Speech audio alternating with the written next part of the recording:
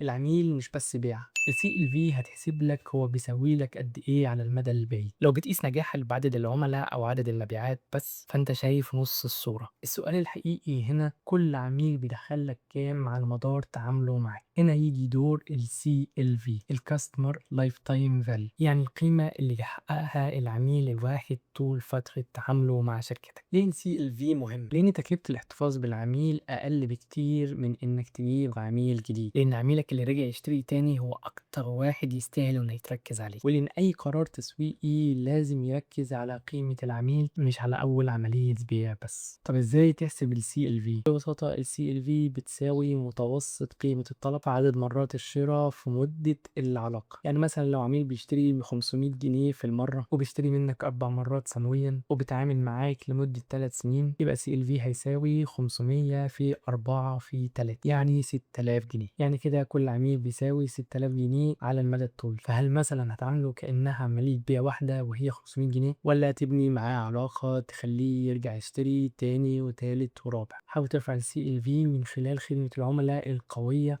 وتجربة ما بعد البيع مرضية. تابع الرقم ده شهريا وخليه من أهم مؤشرات أداء البيزنس.